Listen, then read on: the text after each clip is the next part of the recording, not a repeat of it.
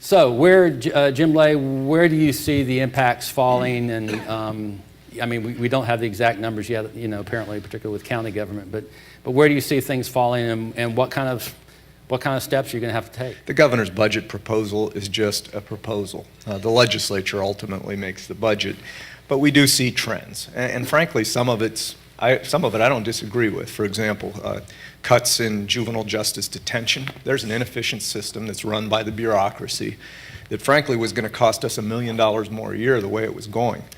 His proposal would reduce our costs by $300,000 a year. Now, it would put some hardship on some state employees who would be laid off, but I would argue that just as we have had to find ways to do services with less people, it's the state's responsibility to do so as well. As somebody who's been doing this for 35 years, I think unfortunately there's two lessons I've learned. One is you don't put operational standards like class size or like 3 strikes and you're behind in your Constitution or in your governing rules. You just don't do that. You have to leave flexibility to your local elected officials, your judges, and your law enforcement people to deal with those community problems in the way that works best. But it's politically expedient to do it other ways, and it sounds good.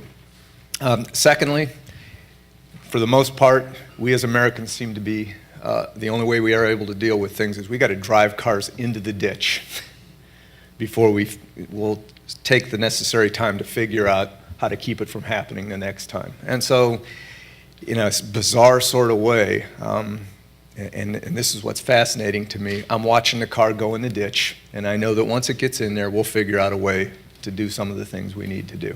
What's the stat? I mean, when you look at your balance sheets, what do you see? What do you see? Well, first, if you're comparing, you'll see that year over year, our taxes are going down, our spending is going down, our number of employees is going down. The other thing that you see is we have tried to not make cuts as deep as maybe we might have had to because we have some reserves. And we have a plan that'll take us out about 4 years, hopefully. We'll be spending those reserves down.